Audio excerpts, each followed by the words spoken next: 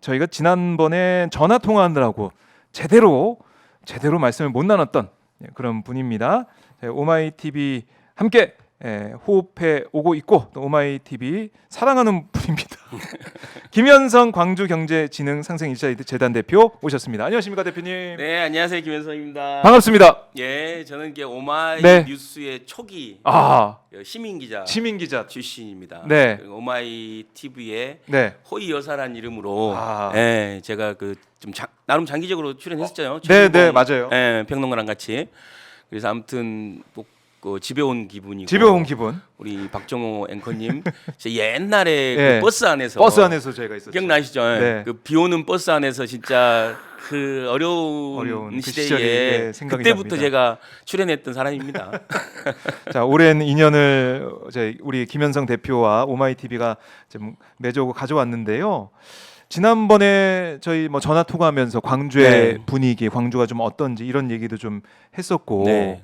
또 일자리 재단의 활동도 얘기를 좀 나눠봤는데 네. 저희가 못다한 얘기가 많습니다. 그래서 오늘 다시 한번 모셨습니다. 그러니까 2주 전 집무실에서 액자를 먼저 떼어냈던 그렇죠. 네. 국정지표 액자라고. 국정지표 액자를 떼어냈던 김현성 대표님의 모습 네. 이게 또 SNS상에서 많이 회자가 됐고 지금 그렇죠?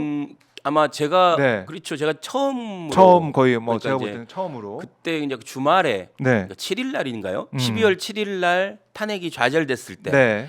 그 주말 집회에 참석하고 나서 이제 집으로 이제 광주로 다시 복귀하는데 그때 스치듯이 지나가더라고요. 네. 내가 바로 앉은 바로 저렇게 돼 있습니다. 제 바로 앞자리에 저기 다 보여요. 저게 딱 제 앉은 자리 정면으로 보여 있어요. 네. 근데 그게 제가 만든 게 아니고 원래 제가 취임했을 때 이게 작년 8월 17일 날 취임했을 때 네. 이미 저게 있었습니다. 그래서 크게 저는 이게 룰인가 보다라고 네. 했는데 너무 불편하더라고요. 근데 네. 저 액자 안에 무슨 얘기가 있냐면 네. 공정, 상식 그리고 반듯한 대학 이런 것들이 있어요. 그렇네요. 예. 예. 근데 너무 좀 약간 뭐라고 그래야 되나? 바퀴벌레 같은 벌레 같은 느낌, 약간 뭔가 좀 기분 나쁜 묘한 기운이 느껴져서 예. 진짜 월요일 날 출근하자마자 그냥 제가 떼버렸습니다. 바로 뗐군요. 예, 그리고 내란 수계와 네. 내란 범인 윤석열의 네. 목표를 내가 따를 수는 없다. 음. 어떻게 내가 어찌됐든 내란 수계의 그런 목표를 가지고 일을 네. 할 수 있냐. 그래서 그냥 떼버렸습니다. 그냥 예, 그랬는데 그게 이제 제가 페북에 이제 그런 얘기를 그러니까요. 많은 분들이 올렸더니 보고 그 뒤로 이제 많은 안양시장, 네. 최대호 시장도 떼고 떼고. 부여군수, 박정영 군수도 떼고 거의 우리 강기정 많이- 시장, 예. 남구청장, 김병래 남구청장, 그러니까 민주당 소속 계열의 네.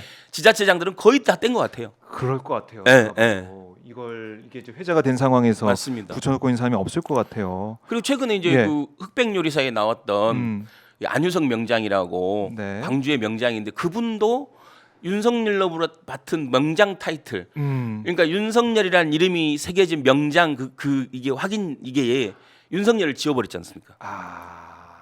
그러니까 지금 우리 국민들의 생각은 윤석열, 그러니까 이름은 정말 지워버리고 싶은 맞습니다. 윤석열 정권의 그 2년 반이면 없는 시간 도저히 이거는 묵과할 수가 없다 이런 생각을 하고 계신 거예요. 어떻겠으면 그 대구의 그 네. 서문시장인가요? 네. 그 시장에 가서 네. 윤석열이 막 이렇게 했던 게 마케팅 홍보로 썼는데 사진 이런 거. 다 지우고 때려내고 있고 그때 부산에서도 이렇게 오뎅 먹고 그랬던데도 다 네, 어묵을 사라지고 먹고. 있다고 그랬다는 거. 그래요. 그러니까 윤석열 대통령 자리에 있지만은 지금 헌재 심판을 앞두고 있기 때문에 파면이 될 거고 파면돼야 된다 이런 목소리가 커지고 있는 거 아니겠습니까? 그렇죠. 예. 주말 사이에도 우리 시민들이 네. 광화문에 나와서 외쳤는데 그리고 남태령 대청도 있어요. 남태령에서도 지금 대치하는 상황도 있었고 1박을 꼬박 세우고 그리고 거기에 진짜 남태령은 주변에 식당이나 이런 것도 없으니까 없어요. 남태령 고개에 그냥 배달을 시켰다지 않으세요? 우리 선결제 배달시켜주고. 배달시키고 예. 저도 미안한 마음에 네. 이 전국 농민회 이 진짜 시도를 한 정민 농민회에 예. 후원을 했어요. 그렇군요. 미안해서 이렇게라도 해야 되겠다라는 생각이 너무 시민들이 들더라고요. 힘을 모아서 그 힘으로 정말 네. 그 힘으로 그걸 뚫어내고 정말로요. 이 관저까지 온 건데 정말 맞습니다. 대단합니다. 네. 이렇게 뜨거운 분위기. 광주에서도 주말에 또 집회가 있었더라고요. 보니까. 그렇죠. 매 금남로에서. 주말마다 네. 일단 파면이 확정될 때까지 끝까지 간다. 헌법재판소에 압력도 하고 뭐 음. 끝까지 간다라는 네. 마음을 하고 있는데 점점 뜨거워지고 있고 음. 근데 양상이 뭐 서울도 그렇겠지만 이렇게 촛불과 응원봉, 탄핵봉, 네. 뭐 파면봉일 수도 있는 파면봉. 이 만난 거지 않습니까? 네. 그래서 엄청 즐거운 자리, 그러니까 이게 되게 음. 무겁고 어려운 게 아니고 네. 희망찬 자리가 되고 있어요. 희망찬 자리가 되고. 오히려 파면이 희망이다. 아. 그렇잖아요. 파면이 안 되는 게 절망이고 희망을 향해 가고 있는. 파면이 되는 게 희망이다. 네. 라는 생각을 가지고 있는 거예요. 시민들이. 그리고 아. 그 가운데서 막 질서가 생기고 그러니까 무질서할 것 같은데 그 가운데 질서가 생기고 그렇죠. 그리고 그 가운데서 따뜻함. 5.18 민주화운동 때 어찌됐든 주먹밥을 나눴던 이 나눔과 네. 이런 정신들이 예. 그러니까 이런 게 대동세상 아. 대동세상이라는 이 어떻게 보면 이상향이 음. 현실에서 오고 있지 않은가. 저도 사실 그 서울로 오는 마음이 무거워서 네. 그 금남로 주변에 그 카페에 선결제를 123 아, 그러셨어요. 예, 잔을 왔거든요. 그게 제 의미는 뭐냐면 예. 123. 1, 2, 3. 아, 12월 3일. 12월 3일 예. 이 비상계엄을 잊지 말자. 음. 우리 평생 잊지 말자. 네. 이걸 잊지 않아야 또 우리는 잃지 않는다. 뭐 이런 아. 마음으로 했는데 예. 아무튼 그런 마음들이 엄청나게 모이고 있는 것 같습니다. 아. 이게 서울에서만 광화문에서만 있는 일이 아니고 그럼요. 뭐 전국에서 또 특히 광주에서 네, 네. 그러니까 80년 광주의 모습이 2024년 여의도에서 재현될 뻔한 거 아닙니까? 그러니까 여러 사람들이 이야기하지 않습니까? 저기 제가 이제 나올 네, 때 아, 예. 야, 꿈꾸러기라고 이제 제가 닉으로 쓰고 있는 건데 꿈꾸러기 이름으로 123잔을 선결제하고 와서 네. 실제 다 소진됐다고 연락도 받았습니다. 대단하십니다. 근데 예. 아무튼 저는 그 지금이야말로 한국 음. 사회가 이제 대전환 탈바꿈할 시기 같다 여러 가지로 네. 그래서 이런 새로운 어떤 집회의 시위의 문화들이 오히려 지금 K 민주주의라는 이름으로 전 세계가 부러워하는 곳도 있지 않습니까? 네. 이렇게 빠른 시간에 질서 있게 비상계엄을 막아내고 네. 그래서 경제가 그나마 더 나락으로 떨어지지 않고 있거든요. 한국의 민주주의 이게 회복성, 민주주의 회복력을 보여줬죠, 역동성 사실은. 네. 이런 것들이 결국은 경제에 아주 큰 악영향을 미치지 않고 있지만 저는 이 상황이 장기화되면 그러니까 불확실성이 장기화되면 네. 분명히 이것이 이제 경제에 악영향을 미칠 거다. 일단 지금 환율이 관리가 잘 안 되고 있지 않습니까? 지금 1,500원 1,500원까지 갈 수도 있다. 갈 수도 뭐 있다. 뭐 예, 이런 이런 얘기가 우려. 있기 때문에 네. 저는 하루빨리 이 파면이 경제다. 파면이 경제다. 파면이 경제고 네. 일자리다. 아. 왜냐하면 확정성을 더 키워주는 거고 음. 이것을 통해서 어떤 시장에 안정적 신호를 보내야 된다라는 건데 지금 저렇게 어떻게 보면 본인들의 잘못에 대해서 정확하게 사과하지도 않고 본인들이 무엇을 잘못했는지에 대해서도 얘기하지 않으면서 네. 어찌됐든 이 권력을 유지하려고 하는 것만 있는 조금이라도 애민과 애국의 마음이 있다라면 이렇게 하지 못하죠. 그렇죠. 네. 그래서 뭐 국민의힘을 향한 비판의 목소리, 뭐 권성동 원내대표 선출된 다음에 똑같아요. 그렇죠. 뭐 이 국민의힘 정권이 이렇게까지 됐는데도 뭐 반성이나 성찰이 잘 안 보이는 것 같아요. 맞습니다. 예, 그래서 지금 비대위도 꾸려지는데 뭐 권영세냐 나경원이냐. 그러니까 탄핵이 이제 반대했던 사람들이 지도부를 맡는다. 그러면 민심하고 괴리되는 거 아니겠습니까? 너무 유명한 말이 있지 않습니까? 흘러간 물로는 물레방아를 돌릴 수가 없어요. 지금 이야기되고 있는 모든 사람들이 흘러간 물이잖아요. 그렇죠. 지금 국민들은 다만세 다시 새로운 세상을 만나겠다라고 네. 하고 있는데 새로운 세계를 보여주지 못할 망정 과거의 세계를 소환해서 네. 그런 세계관으로 지금의 이 파면봉과 탄핵봉을 들고 나오는 이 세대들과 네. 이 세계관과 어떻게 만날지 참 아, 부끄러운 일이죠. 부끄러운 일이다. 네. 지금 뉴스 속보 들어온 걸 보면은 이제 노상원, 그러니까 비선 네. 실세라고 불리는 사람이 이걸 다 짜서 점도 보면서 윤석열 올해 운이 좋다 계엄해야 된다 이런 얘기까지 하고 있으니 이게 대한민국이 이런 나라가 되겠습니까? 그러니까 아. 점성 이게 점술 주술 주술 주술 정권이라고 하는데 아무튼 이것을 가지고 국민들을 혹세무민했으니 국민들이 얼마나 지금 천불이 나겠습니까? 네. 그러니까 뭐 80% 이상의 국민들이 이런 탄핵과 아하. 파면을 지지하고 있는 거지 않습니까? 그러게요. 자, 선결제 릴레이도 우리 직접 또 네. 하신 김현성 대표 또 그 문화가 계속 퍼지고 있고 남태령에까지 선결제가 퍼져 있는 상황. 또 응원봉, 빛의 네. 혁명이라는 얘기가 나올 정도로 네. 응원 문화도 외신에서 주목을 받고 있는데 이게 심판 결정, 현재 심판 결정으로 마무리가 돼야 매듭이 지어지는 거 아니겠습니까? 그 박근혜 탄핵 때도 네. 탄핵이 결정되고 이게 12월 초에 탄핵이 결정되고 최종 헌재에서 판결, 박근혜를 네, 91일. 파면한다라고 선언을 할 때까지 한 90일 안에 24번 정도의 촛불 시위가 있었습니다. 아, 왜냐하면 그 뜻을 헌법재판소에도 알려야 되니까. 네. 그리고 사실 저는 이 절차가 과연 옳은지는 잘 모르겠어요. 솔직히 말하면 이 음.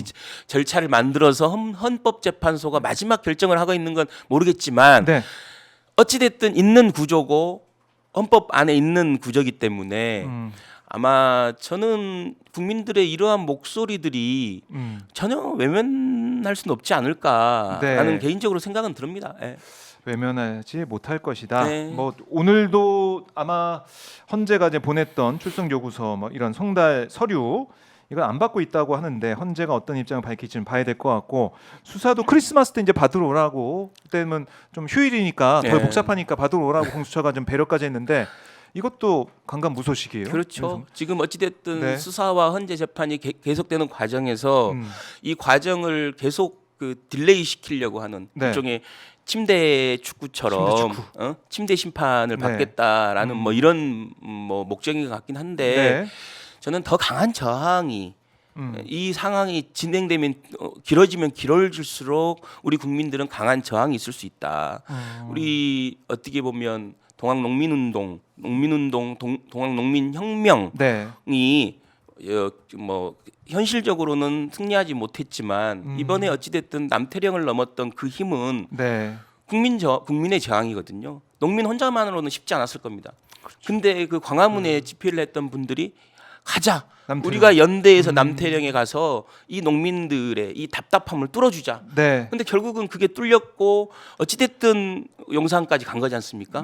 저는 이것이야말로 지금 집권 어떻게 보면 국정을 운영하고 있는 사람들이 좀 더 적극적으로 봐야 된다. 네. 이 상황을 앞으로 계속 이런 반복될 수도 있다. 그래서 그러니까요. 밀려서 네. 정말로 우리 혁명이라는 게 그렇지 않습니까? 이게 커지면 커질수록 이게 답답하면 답답해서 국민들이 그냥 모이는 거거든요. 네. 저는 14일 날 이 여의도에 모였던 국민들의 힘이야말로 다시 한번 모일 수 있어요. 이 답답함이 계속되면 이 광화문 광화문으로. 안을 완전히 다 채울 수 있다.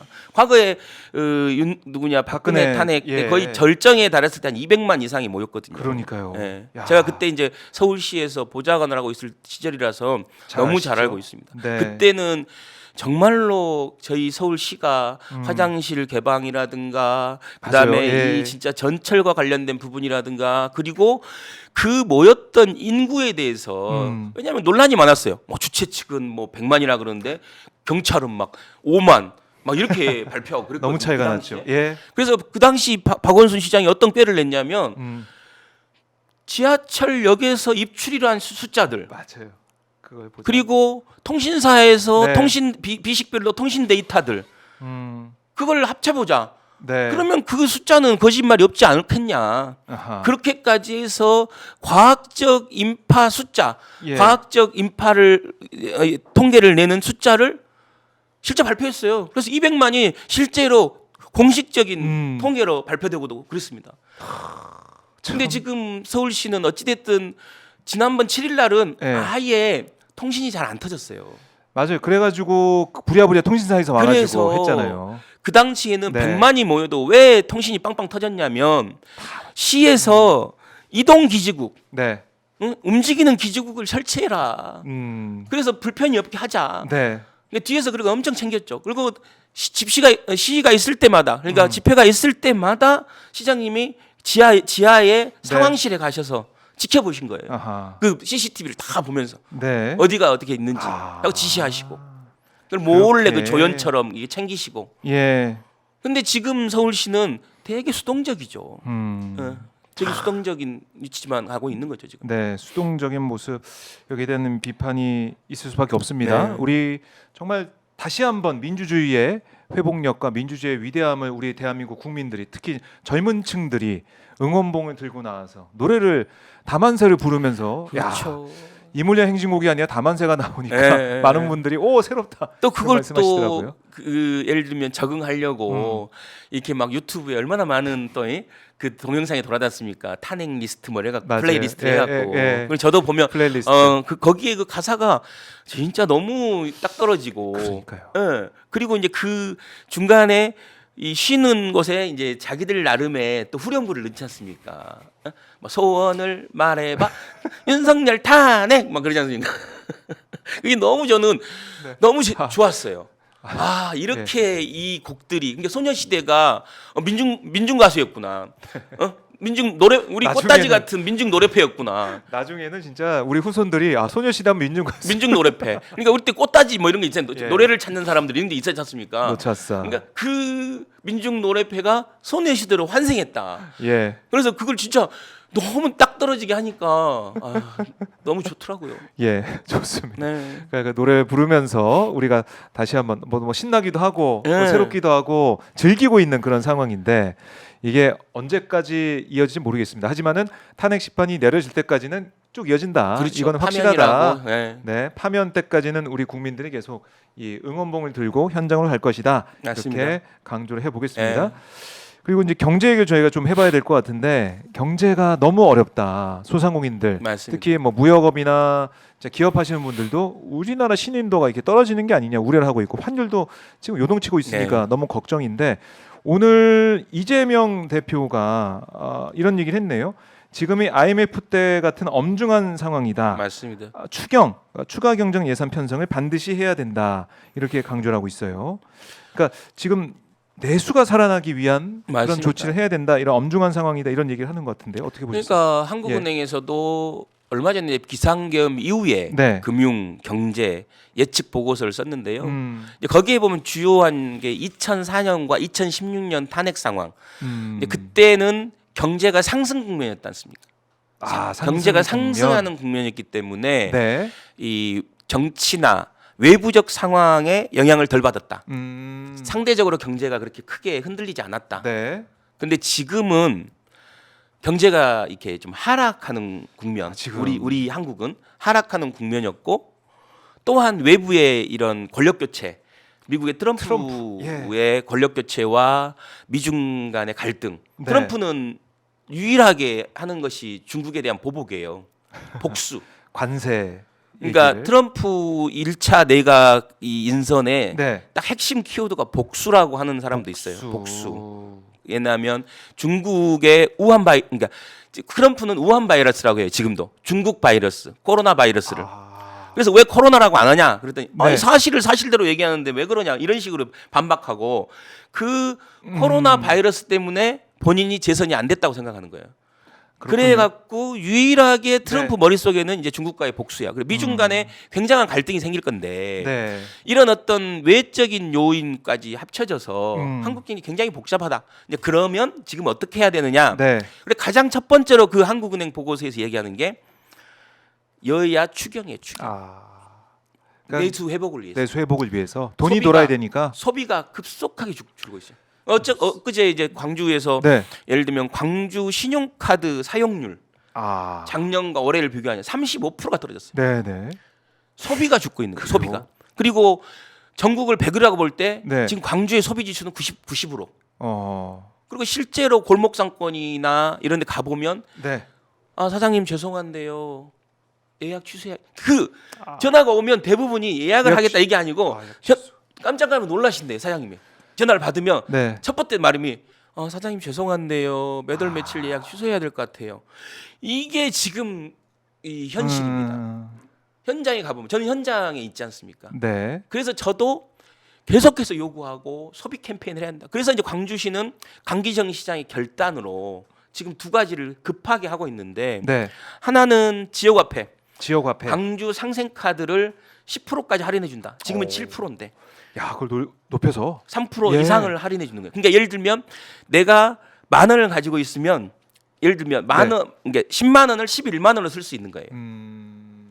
10%를 더 붙여준다. 더 붙여주는 거니까. 예. 그리고 거기에다가 저희 공공 배달앱, 음. 배달의 민족 독립선언을 하면서 네. 집중적으로 하고 있는 공공 배달앱의 할인 쿠폰을 음. 주말마다 발행했던 것을 매일 발행하고 네. 지금 24일, 25일 크리스마스 내일하고 모레는 4,000원 쿠폰을 발행해요. 야. 그러니까 상생카드하고 이 배달의 공공 배달앱 이 쿠폰이 함께 되면 훨씬 시너지가 나는 거죠. 할인율이 높아지는 거죠. 왜냐하면 공공 배달앱에서 상생카드를 쓸 수가 있습니다. 그래서 저는 이렇게 얘기해요. 상생카드 1월에 상생카드 할인은 공공 배달앱에서 쓰시라. 그래야 시너지가 난다. 예. 그래서 어찌됐든 이 죽어가는 소비를 살려야 된다. 그렇지 않으면 잃어버린 30년이 될 수 있다라는 경고가 제가 하는 게 아니라 포브스 같은 데서 경고를 하고 있어요. 이미. 지금 이 기회를 놓치면 네. 그러니까 이건 정치의 문제가 아니라 정말로 생존의 문제예요. 그렇기 때문에 여야가 지금이라도 다른 거 다 제끼고라도 빨리 추경 논의를 해야 돼요. 추경부터 빨리 해야 된다. 특히 소비와 관련된 네. 지금 민생과 관련된 이 골목 상권을 살리고 이 싸늘하게 식어가는 소비 그 심리를 높이는 네. 이 일을 지금 당장이라도 해야 된다. 그래서 제가 경제를 위해서 3가지 조기를 잡아야 된다. 세 가지 조기 세기. 조기가 필요해요. 조기. 조기 예. 맛있죠? 예. 조기 반찬 맛있잖아요. 오늘 점심에 네. 조기를 드실 분도 계신데 첫 번째로는 이미 잡혀 있는 예산을 조기 집행해야 된다. 이미 잡혀 있잖아요. 네. 이미 국회를 통과한 예산 중에 그렇죠. 해야 될 예산은 과거에는 보통 IMF 때나 뭐 옛날 금융위기 때나 이럴 때 보면 뭐 60% 상반기 60% 집행 이랬는데 그 정도는 안 돼요. 비상하게 상반기에 70% 집행하고 이 상황판을 저는 한덕수 총리가 살아남기 위해서는 네. 이것을 그냥 아주 거침없이 좀 다른 거 빨리 하려고 하지 말고 이거부터 본인 총리실에다가 그냥 네. 상황 예를 들면 예산 집행 상황표를 아니면 상황판을 만들어서 상반기 70% 나는 이것만 한다라고 생각하고 해야 되고 두 번째는 조기 추경입니다. 조기 추경. 이건 저는 전문가들이 얘기하겠어요. 네. 한국은행에서 보고서에도 나와 있고 지금 이재명 대표의 이야기도 있고 네. 그리고 많은 전문가들이 지금 추경해서 지금이야말로 이 꺼져가는 소비를 살려야 된다. 그래서 적절한 시점에서 네. 골든 타임이 있는 거지 않습니까? 경제도 그럼요. 죽어가기 골든타임이 전에 있습니다. 죽기 전에 살려야죠. 100원으로 예를 들면 100원 쓸 거 네. 나중에 1,000원 쓰고 10,000원 쓰게 된다니까요. 그래서 지금 그렇게 해야 되고 세 번째 조기는 조기 파면이죠. 조기 파면. 하루라도 빨리 파면이 돼야 네. 이 불확실성이 꺼지고 예. 그리고 파면되더라도 또 또 예를 들면 뭐 대선을 이제 해야 대선 되니까 예를 들면 파면이 예, 되면 안에. 예. 그것도 한 2달 걸리지 않습니까? 그렇죠. 그래서 정말로 이것을 빨리 네. 어떤 새로운 희망으로 가득 채우기 위해서는 이 3가지 조기가 필요하다. 저는 그렇게 얘기하고 있습니다. 이게 쏙쏙 들어오네요. 네. 세 가지 조기 3마리 네. 꼭 필요하다. 이렇게만 돼도 이것만 돼도 국민들이 볼 때는 그래 좀 희망을 가져볼 수 있겠다는 생각할 것 같은데 이게 이제 어찌됐든 언제 될지. 세금 낸 네. 보람일 수 있죠. 그래서 그렇죠. 국민들 하나하나가 지금 현장에서는 네. 정말 생존의 문제 앞에서 힘들어하고 있고 네. 실제로 안타까운 소식도 많이 있어요. 안타까운 소식들도 있는데 저는 이것을 정말로 여야가 저렇게 다음 정권을 유지하기 위해서 그냥 권력 다툼을 할 게 아니고 예. 지금은 좀 이 민생의 현장을 들여다보면서 네. 지금 이 부분에 대해서 하루라도 빨리 결단을 해줘야 된다, 결심을 해야 된다라고 생각합니다. 알겠습니다. 자, 이재명 대표가 제안한 이 내용 또 여야정 협의체가 지금 출범을 할 거라고 하는데 거기서도 이제 민생 얘기, 특히 추경 얘기가 빨리 나와야 된다 이런 목소리가 커지고 있습니다. 자, 광주 경제진흥상생 일자리 재단 여기 뭐 지난번에도 소개를 한번 해주셨지만 네. 어떤 곳인지 한번 모든 좀 들어보죠. 예. 네, 지자체가 예. 일종의 이제 경제, 민생, 네. 일자리 관련한 이제 산하 기관이 있습니다. 그래서 이제 크게 보면 광주 경제, 그러니까 광주 경제의 활성화와 일자리를 매칭시켜주고 네. 일자리 문제에 대해서 해법을 내는 그런 음. 이제 광주시의 이 산하 기관입니다. 그래서 광주시의 산하기관. 강기정 시장이 네. 취임되고 나서 상당히 좀 힘을 실어주고 있는 기관이기도 합니다. 네. 자, 그러면 이제 대표로 이제 취임해서 1년이 이제 넘으셨는데 네. 올해 한번 쭉 이제 돌아보면은 재단의 한 해 어떻게 평가하시고 어떻게 좀 말씀해 주시겠습니까?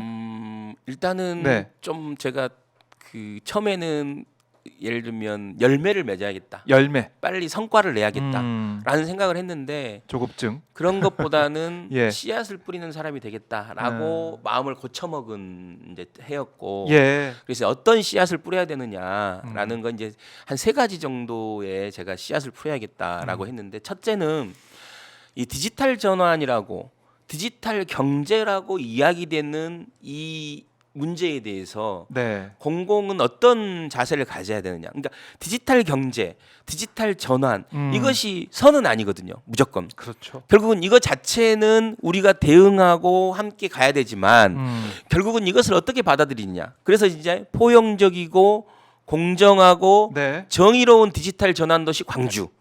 이것을 우리가 이루어야 된다. 디지털 네. 전환 자체가 선은 아니다. 좀 더 포용적인 디지털 전환, 공정한 디지털 전환, 네. 정의로운 디지털 전환이 돼야 된다. 광주는.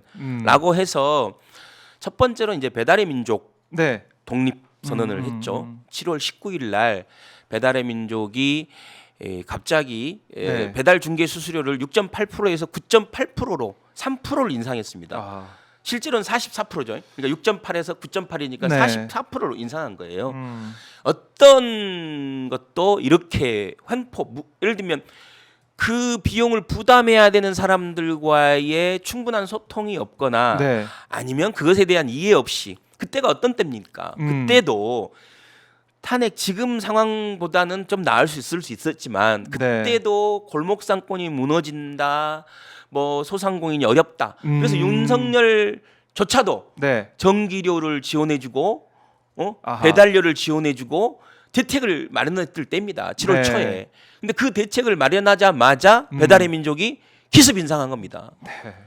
그 아픔 속에서 전혀 본인들이 이 플랫폼으로서 여기까지 오는 데 있어서 기여한 사람들인데 결국은 개별 소상공인들이 네. 이런 식으로 영업을 한 그 이익들을 중개 수수료로 가져갔던 거지 않습니까? 그렇죠. 과거에 정액제 1,000원 받던 것을 정률제로 6.8% 올릴 때도 음. 굉장히 소상공인이 분노가 컸고 그래서 각 지자체가 자체 배달앱도 만들고 그랬던 거거든요. 네. 그래서 안 되겠다. 이제는 배달의 민족에서 독립해보자 라고 7월 19일 날 선언하고 저희 선언이 전국적으로 여러 호응을 얻었죠. 네. 예. 그것이 저한테는 굉장히 보람이 있었고 그것을 통해서 사실 부족하긴 하지만 11월에 상생협의체가 상생협의체 그러니까 배달 이해관계자들의 네. 상생협의체가 자율규제로 해서 일종의 차등 수수료제가 어찌됐든 통과되고 네. 또한 뭐 여러 가지 새로운 보완되는 어떤 안들이 네. 이야기됐는데요. 저는 여기서 이제 머물지 말고 이것을 중개 수수료를 상한제를 정해서 네. 특정 이상으로 올리지 못하도록 하는 고민들을 적극적으로 하고 있습니다. 그리고 또 하나는 일종의 디지털 경제 시대의 소상공인의 경쟁력이라는 것이 네. 결국은 상품을 갖고 있어야 된다. 상품을 가지고 있는 소상공인과 상품을 가지고 있지 않은 소상공인은 네. 위기 때 완전히 다르다. 최근에 저희 광주에 유명한 커피 볶는 집이라고 네. 유명한 커피숍이 있습니다. 커복이라고 쓰는데요. 그분 대표를 만났는데 최근 1년의 일 때문에 오프라인 손님들이 많이 줄었대요. 네. 근데 이 커복은 상품이 있습니다. 음. 커피 티백이나 이런 상품을 만들어서 그렇죠. 실제로 스토어 같은데 하고 있습니다. 네. 근데 그 매출은 그대로 해야 하는 거예요. 그래서 이제 결국은 보완이 된다는 겁니다. 예. 그래서 저는 디지털 경제 시대에 본인이 가지고 있는 것을 가지고 상품을 가지고 있는 소상공인 이것이야말로 경쟁력이다. 그래서 이제 일소상공인 일상품화, 일소일상 운동을 적극적으로 저희가 하고 있고요. 좋네요. 예. 그리고 또한 수요. 이 일 전에도 이 디지털 경제 시대의 공공의 쓸모는 뭐냐? 이 공급적 관점이 아니라 수요적 관점이 필요하다. 그래서 지산지소. 지역에서 생산된 제품을 지역에서 소비하고 네. 지역에서 생산된 제품을 지능적으로 소비하고 지역에서 생산된 제품을 지구적으로 소비하게 하자. 그래서 3대 지산지소 수요혁신 미션 이것을 수행하기 위해서 올 한 해 부단하게 노력했습니다. 아니, 말씀 들어보니까 정말 많은 것들을 이제 생각하고 고민해서 좀 지역에 좀 도움이 되는 경제를 살릴 수 있는 방안들을 열심히 연구를 하셨는데 좀 만족하십니까? 올 한 해? 일단 이제 큰 그림을 그리고 가자. 큰 그림. 얘기들 씨앗을 씨앗을 뿌리고 뿌리는. 가자. 왜냐하면 이 방향이 중요하고 네. 그리고 속도. 처음에는 속도를 중요하게 생각했어요. 예. 빨리 가서 그냥 빨리 열매를 맺어버려야지라고 예. 생각했는데 어느 순간 아니다. 틀을 잡고 네. 같은 방향으로 우리가 보고 있으면 언젠가는 속도는 날 것이다. 네. 그래서 올해는 그 틀을 잡는데 그래서 아까 얘기했던 디지털 전환을 어떻게 받아들일지 그리고 포용적이고 공정하고 정의로운 디지털 도시를 만들자. 네. 그리고 일소일상 상품화가 핵심이다. 디지털 경제 시대에 결국은 경제 활성화를 위해서 핵심은 뭐냐? 결국은 상품화가 핵심이다. 그래서 일소상공인 일상품. 그리고 이제 수요가 중요하다. 공공의 쓸모는 시진핑의 애국 소비 운동이나 바이든의 바이 아메리카처럼 네. 결국 공공은 수요 혁신, 수요 혁신자가 돼야 된다. 네. 그래서 지방 정부 차원에서 수요 혁신은 지산지소, 지역에서 생산된 상품을 지역에서 소비하게 하고 지능적으로 소비하게 하고 지구적으로 수요하게 해야 된다. 네. 이것을 이제 전체 틀을 좀 만든 거죠. 네. 그래요. 그러면 이렇게 이제 씨앗을 뿌려서 이제 준비를 틀을 만들었다면 네. 내년에는 또 어떤 계획들이 좀 만들어져 있을까 궁금합니다. 이것들을 좀 실행해서 이제 정말 좀 성과를 좀 봐야 된다. 뿌렸으니까 성과를 이번에는 네. 볼 수 있는 한 해. 그래서 일소일상 운동도 조금 더 적극적으로 네. 하고 밀키트 산업과 이것을 좀 연계시키고 그리고 광주에 이제 오게 될 복합 쇼핑몰과 관련돼서 소비 편의성 소비의 편이나 소비자 관점만 있는데 이것을 어떻게 지역적 관점으로 지역의 산업의 역동성을 키우는 관점으로 고민이 네. 돼야 된다. 그래서 저는 커머스 중심 도시 광주가 지금 쿠팡의 풀필먼트가 공장이 세워지고 네. 그리고 2030년까지 복합 쇼핑몰이 만들어지는 이 과정에서 네. 결국은 커머스 산업의 어떤 중심성을 갖고 가야 된다. 그래서 이 커머스 산업에 종사하는 일종의 유통사관학교 같은 그 교육 과정도 만들고 네. 결국은 이 MD력, 이 커머스 산업을 갖고 있는 더현대나 신세계가 가지고 있는 상품화력을 어떻게 지역의 소상공인에게 기술 이전시킬 수 있느냐. 그래서 지역의 소상공인이 마음만 먹으면 언제나 본인의 상품에 대해서 컨설팅 받고 이 상품화를 지도를 받을 수 있는 네. 뭐 이런 센터를 그래서 이름하여 이 소상공인 상품화 지원센터 뭐 이런 것들을 좀 그 현실적으로 하나 네. 만들어 볼 수 있는 거라든가 이런 것들을 차근차근 해나가려고 하고 있습니다. 차근차근 해 나갈 거다. 기대가 되고 지금 뭐 속보가 들어왔는데요. 여야가 국정협의체를 오는 26일 출범키로 했다. 이런 속보가 들어왔는데 네네. 이 국정협의체에서 정말 아까 추경 말씀하셨지만 그거 경제 해야죠. 문제를 좀 최우선했으면 좋겠어요.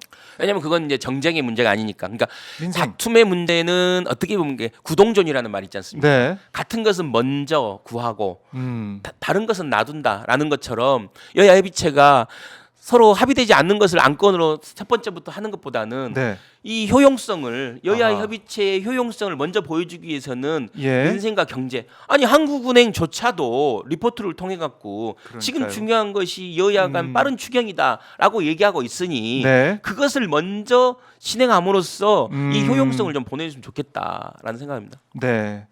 자, 어떤 얘기가 나올지 모르겠지만 오늘 김현성 대표의 이 말을 좀 귀담아 듣고 이 첫 딱 만났을 때부터 추경합시다 이렇게 나오면 얼마나 좋을까. 그렇죠. 예. 네. 조기 세 마리. 네, 조기 세 마리. 조기 세 마리. 조기 추경 빨리 됐으면 좋겠다 이런 생각이 듭니다. 자, 그리고 또 속보 하나 전해드리면 김용현 전 국방부 장관이 이렇게 얘기했다네요. 헬기 왜 늦어지냐? 헬기는 어떻게 됐냐? 그러니까 당시에 이제 합참 지하 벙커 전투 총재실에서 양손에 비아폰을 들고 명령 불응 시 항명죄로 다스린다 이렇게 네. 사령관들에게 엄포를 놓으면서 맞아요. 막 지휘를 했다고 그래요. 막 네. 이렇게 들고. 네.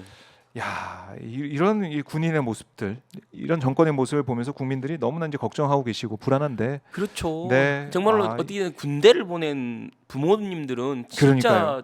밤잠 못 자실 거예요. 지금도. 음. 이 어떻게 될지 모르는 거죠. 지금 보면 제일 가슴 섬뜩한 게 네. 어물 풍선 사건 때 이 그러니까요. 평양을 원점 타격해야 된다라는 네. 이야기를 그 점쟁이랑 노상원 그 점쟁이랑 했다는 거잖아요. 김영현하고 같이. 예.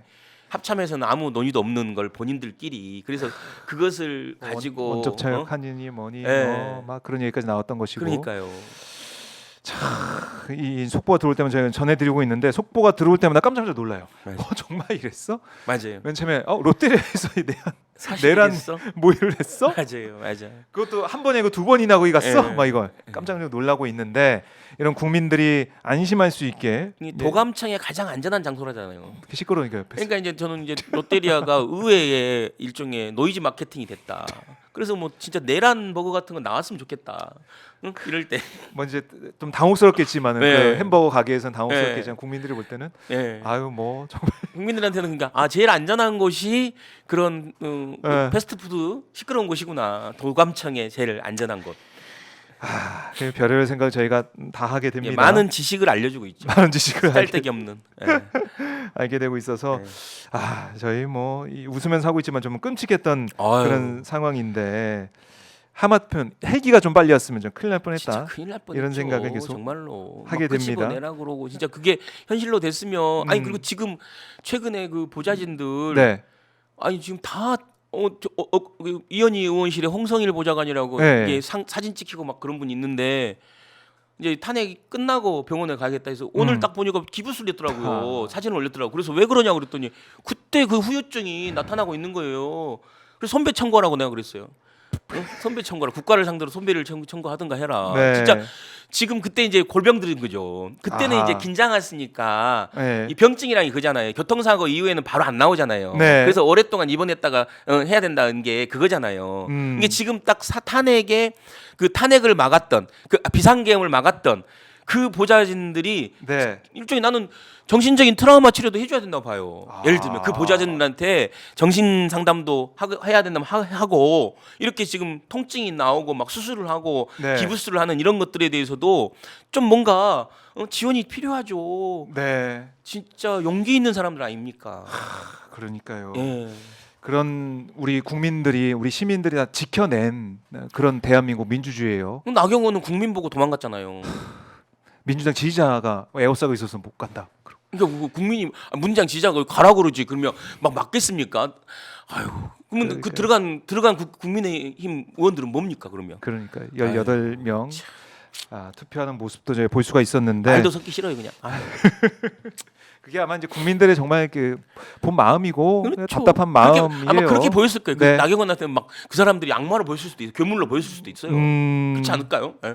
무섭다 막 그럴 수 경찰보다 무섭다. 지지자들로 보이고 예. 거의 막고 있는 건 경찰이었는데 예. 그 계엄군이었는데 그렇게 사실을 호도했다는 비판이 커지고 있습니다. 자, 저희가 뭐 이 현안과 또 이 경제 얘기까지 쭉 계속 해 왔는데 뭐 시간이 거의 다 이제 마무리돼서 벌써요? 네, 시간이 시간이 많은데. 빨리 갑니다. 빨리 안 돼. 내년에도 오시면 됩니다. 내년에 또 오셔가지고 말씀을 더 해주시고 2024년 했던 이 씨앗을 뿌렸던 일과 내년에 할 성과를 봤으면 이 일들 말씀해 주셨습니다.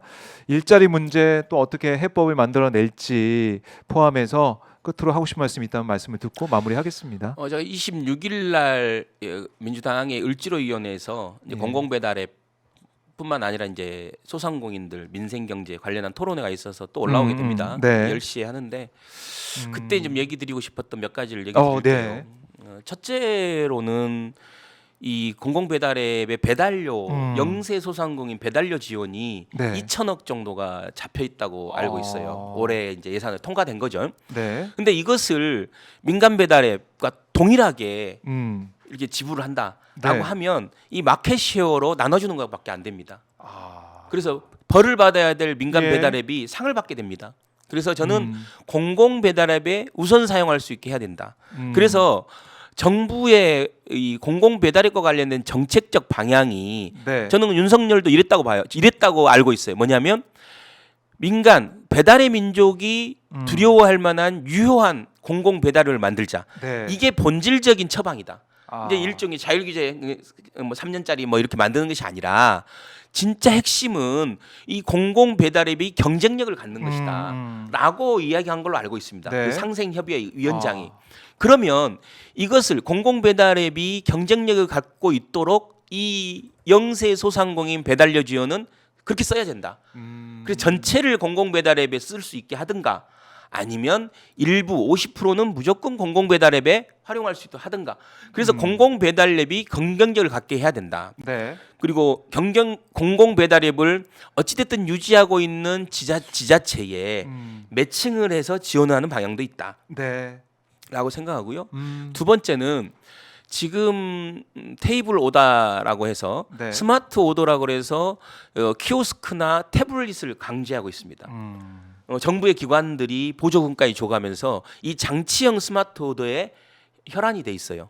근데 이 장치를 설치하는 것은 소상공인에게는 항상 부담입니다. 네. 그래서 저희가 이 땡겨요라는 공공 배달앱과 함께 개발한 것이 QR 주문 스마트 오더입니다. 우리가 중국만 가도 네. QR 코드로 주문하고 QR 코드로 결제를 합니다. 스마트한 디지털 강국이라는 대한민국이 꼭 태블릿과 키오스크로 주문을 해야 그게 스마트 오더냐. 네. 저는 QR 주문이야말로 소상공인에게 부담도 적고 그렇네요. 그리고 설치에 대한 부담도 적고 예. 이것이야말로 우리가 함께 지향해야 될 소상공인을 위한 일입니다. 이것과 그렇네요. 함께 예. 지금 윤석열이 들어와서 소상공인 디지털 전환 지원 사업이 묘하게 생긴 게 이 자부담 제도입니다. 자부담제. 소상공인 지원을 받는 소상공인이 10%에서 30%까지 자부담을 하는 겁니다. 근데 이 자부담을 저는 모르겠습니다. 영원히 없애도 좋고 네. 이 자부담이라는 것이 꼭 필요하다. 자부담이라는 것이 실제 자부담 이 제도를 만들었던 취지에 맞게 운영되고 있다라고 이제 검증이 된다라면 네. 뭐 나중에라도 할 수 있지만 지금 100만 소상공인이 폐업을 하고 있고 지금 연체율이 소상공인이나 이 자영업자 연체율이 엄청나게 늘어나고 있는 이 상황에서 네. 이 소상공인 자부담 몇만 원이든 몇십만 원이든 이 자부담이 엄청 부담이 되는 거거든요. 그렇죠. 그래서 2025년 사업만이라도 자부담을 유예하자. 자부담을 없애자라는 것을 여야가 좀 합의했으면 좋겠다라는 뭐 이런 생각들을 하고 있고요. 네. 아무튼 어려운 시기에 이 소상공인들에게 희망을 줄 수 있는 뉴스들이 좀 더 많아졌으면 좋겠다라는 생각을 합니다. 그러니까 우리 대표님의 아까 말씀 중에 윤석열 파면이 경제다. 네. 윤석열 파면이 일자리다. 이게 그 어느 때보다도 우리 소상공인들 또 우리 자영업자분들 가슴에 와닿을 것 같아요. 이게 길어질수록 더 매를 그럼요. 보는 거죠. 길어질수록 좀 짠한 마음이 있었던 이 사람들조차도 아예 그냥 다 지워지는 겁니다. 지금. 점점. 그래요. 네. 그 마음을 담아서 우리 시민들이 거리로 현장에 나오고 있습니다. 헌재가 어떤 판단을 하게 될지 또 공수처 등 또 특검이 출범하게 되면 수사기관이 어떤 판단을 하게 될지 저희가 계속해서 지켜보도록 하겠습니다. 그래서 네. 저는 마지막으로 한마디 드리고 싶은 것은 네. 헌재도 그렇고 지금 여당도 지금 국민의힘도 그렇고 결국은 우리가 이 서울의 봄을 봤던 네. 많은 사람들이 역사에 어떻게 기록될 것인가에 대한 고민이 있다는 거예요. 저는 이번 어떻게 보면 비상계엄을 막았던 네. 그리고 지금 현장에 나오는 이 응원봉을 들고 파면봉을 들고 흔드는 이 젊은 세대들의 마음속에는 역사라는 게 있다라는 걸 보는 거죠. 5.18을 경험했던 사람들 네. 그리고 서울의 봄을 봤던 사람들 이 사람들 마음속에서는 그럼요. 이게 잠시 이길 수 있지만 영원히 이길 수 없다는 거죠. 역사는 어떻게 역사에 어떻게 기록될 것이냐 지금 상황이 네. 정말로 이렇게 내란 수괴 내란범이 잘 먹고 잘 살았다라든가 아니 내란범이 그냥 질서 있게 퇴진했다라든가 그냥 아무 처벌을 못 받아 예. 이렇게 기록되는 역사를 원치 않는다는 거예요. 내란 수괴 내란범이 자기 이 형벌을 받고 네. 법정에 서서 깜빵 갖고 징역 살았다라고 기록되는 게 우리 역사에 맞다라고 보는 겁니다. 그러니까 우리 아이들한테 뭐 여러 가지 역사책도 읽어주고 뭐 이제 동화책도 읽어주고 하겠지만은 그 끝이 어떻게 되느냐 그걸 읽는데 뭐 사실 12.12 때 네. 근데 그 전두환이 끝까지 천수 누리고 살았다는 걸 그 얘기를 우리가 해주고 있지 않습니까? 맞습니다. 자녀들한테 예. 이번에는 그래서는 안 된다. 그렇죠. 이런 목소리 그런 크다는 게 있어요. 거네요. 맞습니다. 예. 그래서 우리 청년들, 우리 국민들, 시민들이 정말 이 추위에 나와서 함께하고 있는 겁니다. 네. 또 우리 대표님은 선결제도 하시고 할 수 있는 게 이제 본인이 할 수 있는 그걸 그러니까요. 선택하시면 돼요. 네. 제가 봤을 때는. 함께 하고 있다. 네, 저희가 지치지 말고 끝까지 힘을 내야겠습니다. 자, 김마룡님께서 꼭 돌아가셔서 말씀대로 일 잘해 주십시오. 이렇게 알겠습니다. 선포해 주셨네요. 대표님 말씀 잘 들었고 다음에 또 저희가 예. 2025년도에 또 말씀을 나눠볼 때는 좀 더 이 씨앗이 좀 자라나서 예. 뭐 자라나서 열매까지 맺는 그 상황 좀 봤으면 좋겠습니다. 예. 네, 대표님 말씀 잘 들었습니다. 감사합니다. 고맙습니다.